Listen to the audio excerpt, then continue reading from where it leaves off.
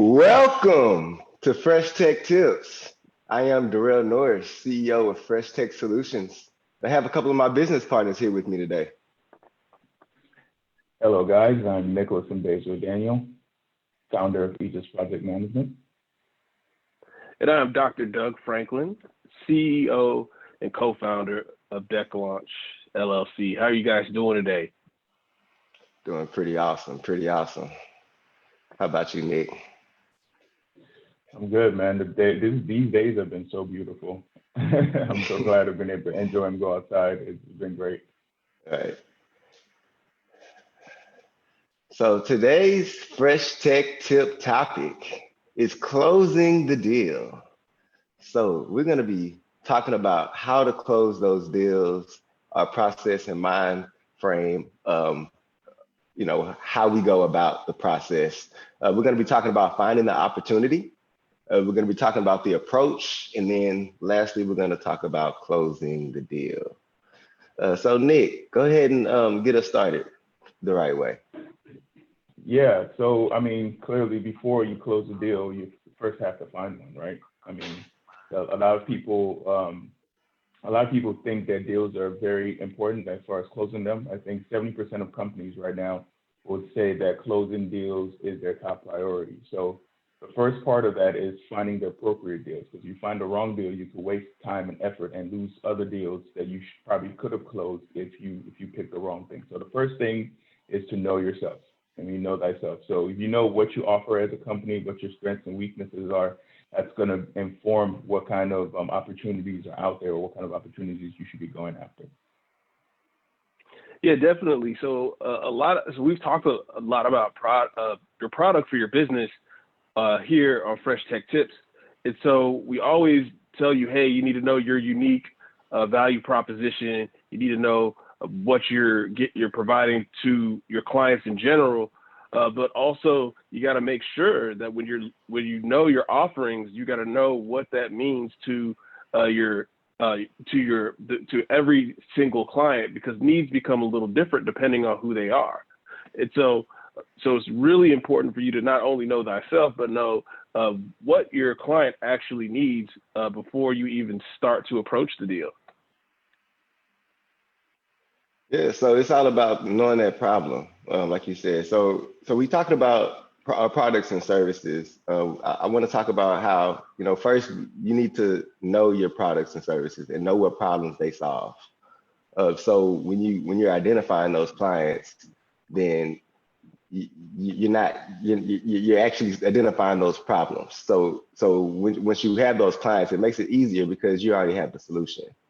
And Derrell, you can even talk about Fresh Tech, how your products have been adjusted over time. I know that's not exactly the topic right now, but that simple adjustment of your product over time is because because you know your product, you know who you're trying to get to, and you start, tinkering with it to get it to where it's where it needs to be. And I know we've done that over the years, but all that stuff counts as far as being able to close the deal. It brings you to a place where you can close bigger deals, or that deal that you want, that chop and change. Yes, definitely. And the great Mark Davenport always tells me, close the deal and figure it out later.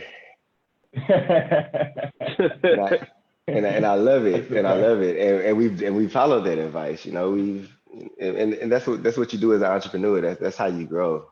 And that's how our services grow. Somebody comes and asks for something that we're not offering, and I'm like, we can do that.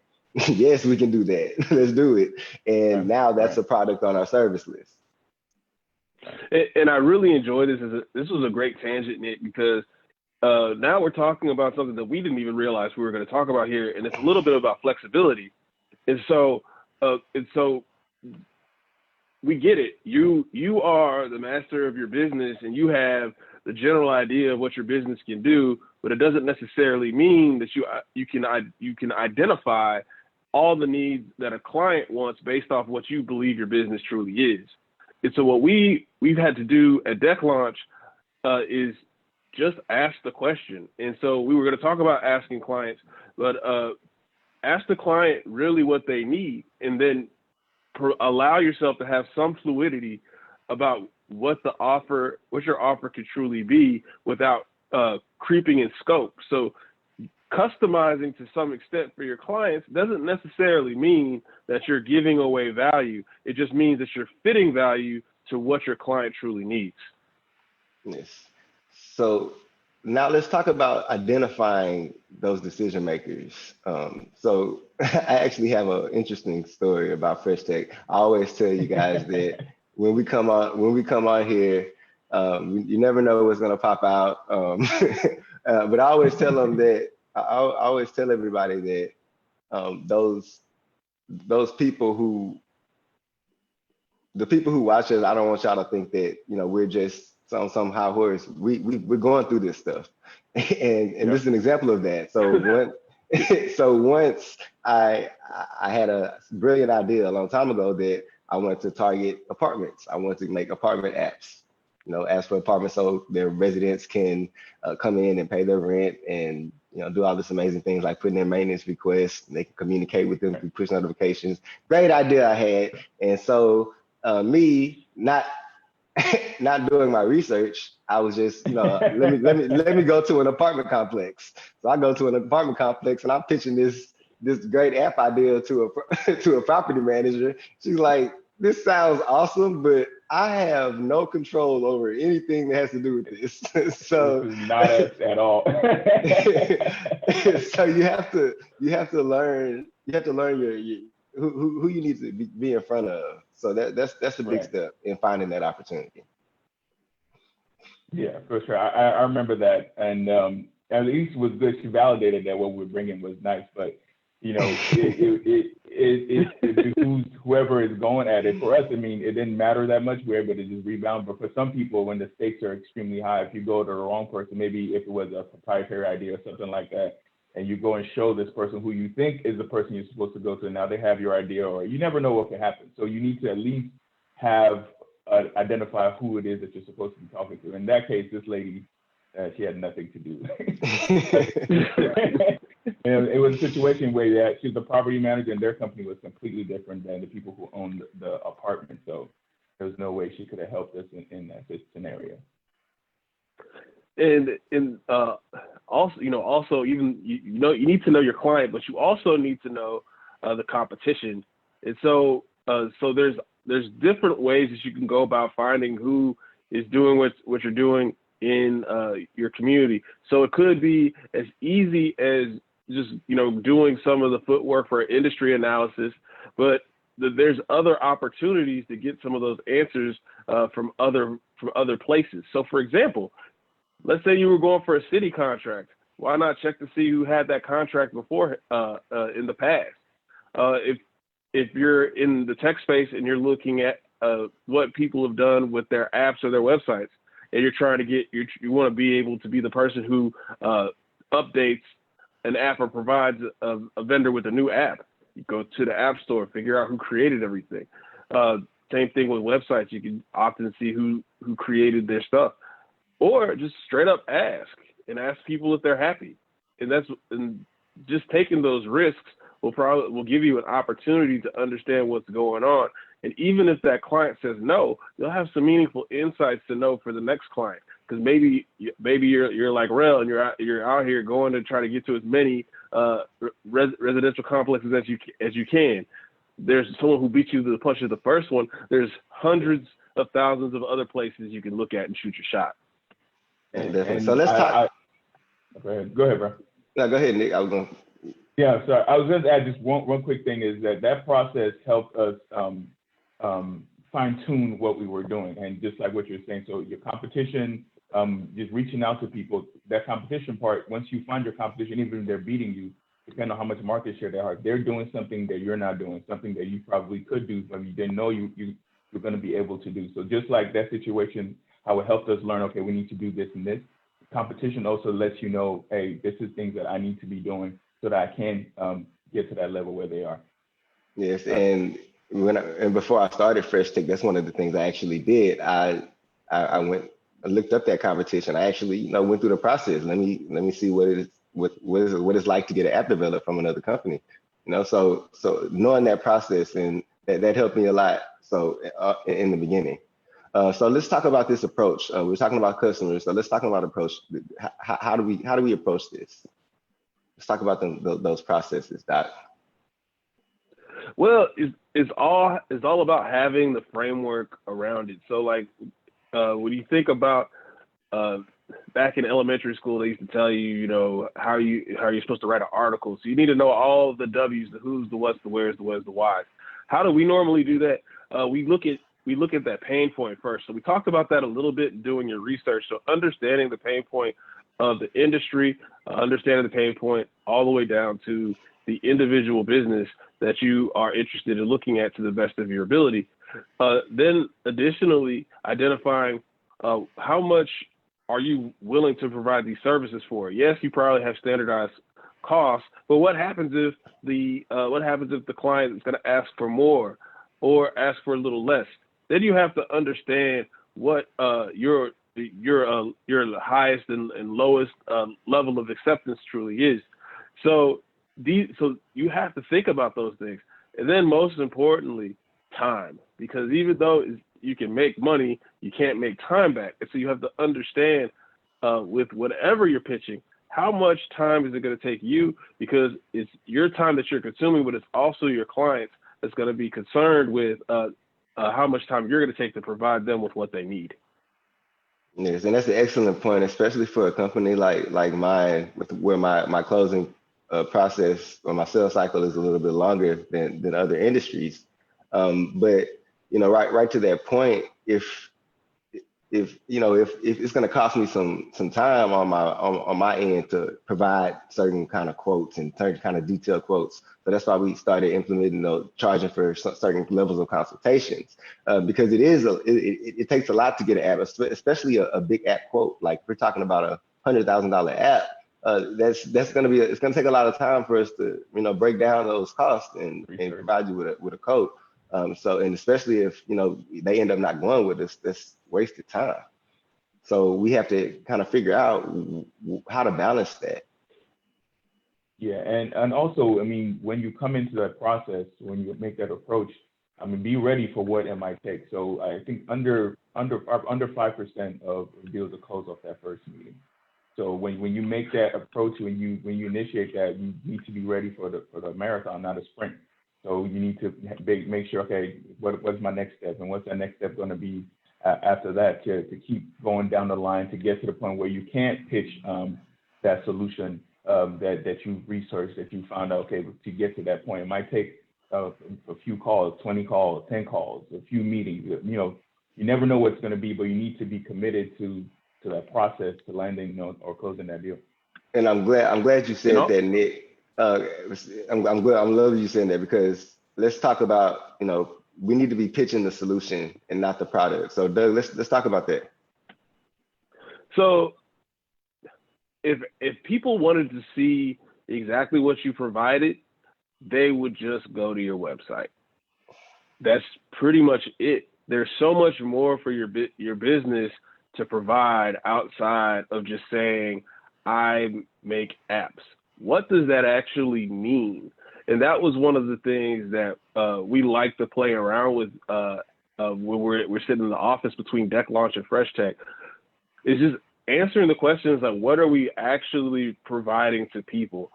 Are we providing peace of mind? Are we providing in a more efficient workspace? Are we providing validation to your concept? These are the things that people really need to know. Yes, people know that they need websites. People know they need apps. People probably even know that they need business advisement opportunities. But what does that really mean, and why should I care, is what you're answering when you're pitching the solution.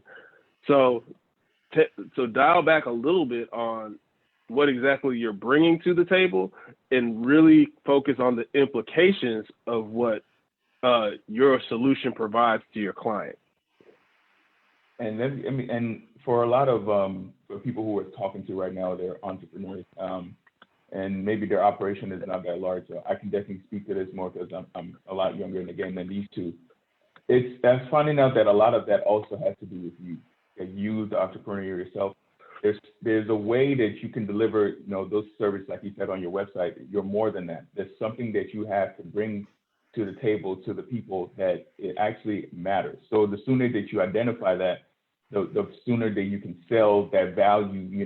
For me, I always say that we're servants of entrepreneurship. That's really at our core. That's what we do. So that's whenever we're with a client, we're actually trying to better their, we're trying to uplift their entrepreneurship within either instilling it there or growing it. And then from that, okay, what are the services that we can do to help you? So that's something that you need to identify in yourself, because that's what's going to make you special. That's what's going to connect with the person that you're trying to reach. Yeah, definitely. I love it. So let's talk about closing that deal. So let's Stay engaged. Nick, let's get into handling objections. Yeah, man, handle objections. But first, before we get there, you have to stay engaged in the process. And I know a lot of people, they make the pitch and then they just they just let it go. the left side. So stay engaged. 65% of customers are lost because of indifference. Yeah, right. And bringing it right back to, like I said earlier, guilty. I've been guilty. I'm guilty. So we're work in progress.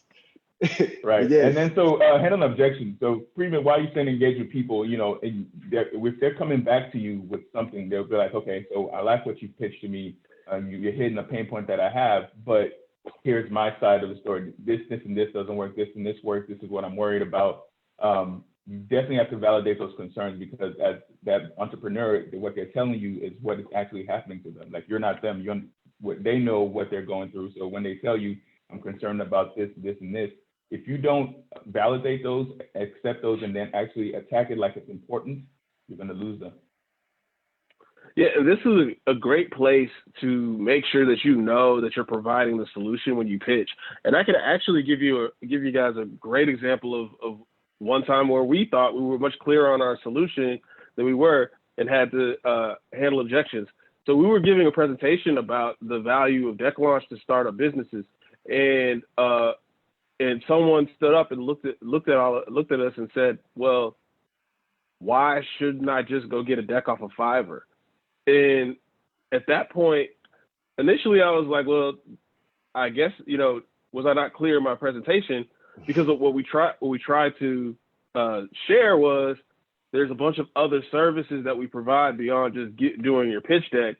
And then most importantly, we provide, if you don't have a comprehensive brand or a direction for your brand, our decks also provide that, and they're not in templates.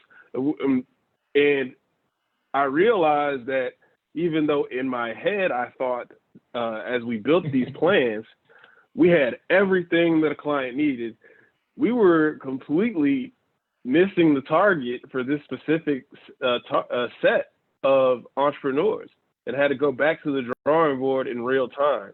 And so that's something that can happen. You have to be able to change the perspective and provide the right answers as soon as someone asks. Right. So one of the biggest mistakes that young entrepreneurs make is they don't never ask for the sale. You have to ask for the sale. Nick, what do you think? You think it's assumed, man. I've been pitching to you, I've been calling you, I've stayed engaged. And I mean, I like you as a person, I like your business, but I want this sale. It could be awkward. I mean, if we're just being honest, like, some people have a problem with just asking people for stuff just naturally. So you hope that when you pitch this, you taking through the steps, that you wouldn't have to make that final step. Like, they'll just automatically be like, all right, obviously I see you want the sale, but it's not the case. Like, you do, once you've done everything that you can, and you see that you've hit what the client, the prospective client is cares about. You've validated their objections, you've addressed them, and it's time to be like, ask the actual questions so you can put a timeline on it. One big reason for that is you need to know whether it's a yes or a no. Like, you can't just be in that ambiguous space where you need to know, okay, is this sale going to happen, or is it not going to happen? If it's going to happen, when? So you can start moving on to the next steps. Yeah, at the very least, you need to allow your client to make an educated decision. And yes, giving your client the sticker price can sometimes slow or make a conversation uncomfortable. But so what? I mean, if you just wanted to have a conversation, then you should hit up one of your friends on Facebook and not necessarily call your clients. And so, or potential clients. And so, you have to go ahead and provide the value for your service and really ask for that sale, because that's what you're here for, right? You're shooting your shot. So you might as well go all the way and ask for that sale. Yeah. So let's talk about next steps. There's a, I think there's another learning lesson that happened from First Take is this part of it. We'll call it a onboarding package, or whatever you want to call it. You want to have everything in place. So for my business, I need a contract. I need to send out invoices. I need to send out requests for documents, whatever I may need. So I need to have all of these prepared, already packaged up and ready to go. So once I get that, yes, bam, we're sending stuff out. Yeah, you can't be slow trying to get to the money, bro. Seriously, that last part needs to feel, don't put doubt in the person's mind at that point where you're like, oh, well, man, we needed a contract. All right. Or you need an invoice. Like, that part needs to be delivered because you're confident, you're expecting this, you know that you're going to deliver what it is that you said you're going to deliver. So this part you were expecting, you were prepared for it. You want to convey that security to the customer.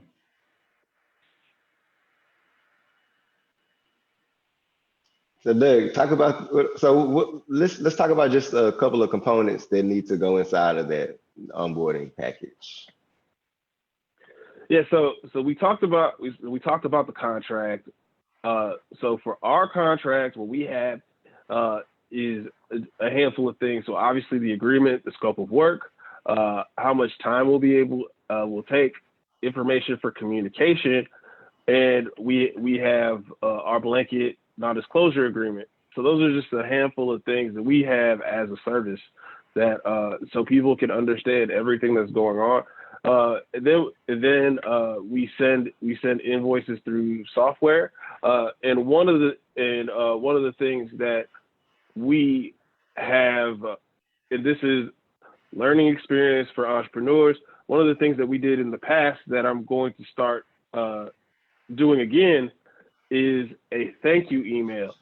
So after we talk to somebody about a sale, I want to immediately be able to send a thank you for your time, and then explaining the next steps as they hit. And so at this point, so what does that email entail? That email will have a little bit that's boilerplate, probably the greeting, but then in the middle, you address specifically what you were talking to the client about, and then the following steps for the client, which could be a little bit of boilerplate, but a little bit customized because there's the scope of work, there's the cost, and then of course the rest of the onboarding package, which will be any of the other documentation that you have. Something that's very important, and Nick is great on making sure that he corrals me on this, is the communication. You have to consistently communicate over the life of the project. The deal does not end until you have finished the project, closed it, and then followed up. So yes, communication is key. It's major key, because there's always repeat customers, repeat clients. So you have to think about those things. You have to plan for those things. These have to be things that you can't be thinking about, on the fly. You have to be okay. So in 6 months after I close, we're sending out this upgrade or whatever it may be. It has to be. You have to have that already mapped out. Yeah, Derrell, you mentioned something before. You said your sales cycle or your sales life cycle. I think you mentioned before when we were discussing. Yeah. And for me, it's a project life cycle, but there's an experience that the customer, the client gets throughout this. The way you approach them, the way they will handle the part where you're pitching them, and then how you handle the project. That if you can start to be consistent with that quality of that experience, that's when you start to get the referrals. That's where your reputation starts to compound and people start coming to you because you're delivering something and the quality is consistent. But that comes from being really, really in tune with it, and communication is the biggest thing from that, because that way you can adjust. You don't make huge mistakes. If you're checking in, your checkpoints are more. If something is wrong, you can fix it really quickly, and the customer is enjoying the experience that they have with you while they're getting their service. So with that being said, always be closing the deal. I mean, that doesn't mean you're closing the deal, but it does mean that you need to always be closing on the next step in the process. Thanks for joining Fresh Tech Tips. Go close the deal.